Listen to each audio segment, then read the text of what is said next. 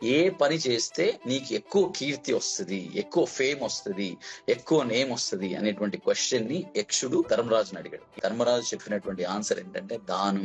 ఎందుకు చెప్పింటాడు? నాకు తెలిసినంత వరకు ప్రతి మనిషి 2 సార్లు పుడతాడు, 2 సార్లు చచ్చిపోతాడు. అదేంట్రా 2 సార్లు పుట్టడం 2 సార్లు చచ్చిపోవడం ఏంట్రా అంటే, మనిషి శారీరకంగా పుట్టడం ఫస్ట్ టైం పుట్టడం, రెండోసారి ఎప్పుడు పుడతాడు?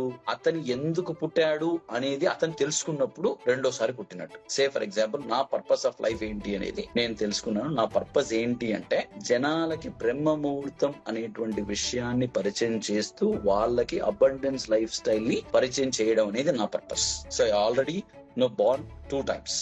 ఓకే. సెకండ్ థింగ్, 2 సార్లు చనిపోతాడు. ఒకటి శారీరకంగా చనిపోవడం.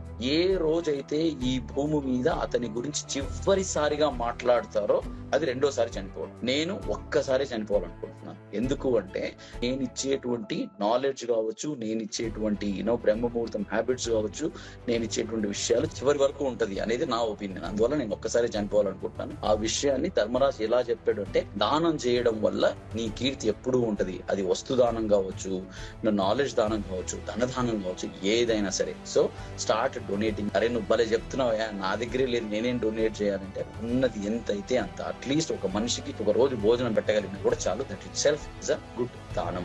సో దట్ దాని వల్ల నీ కీర్తి పెరుగుతుంది అని ధర్మరాజు ఎప్పుడో యక్షుడికి సమాధానం చెప్పాడు.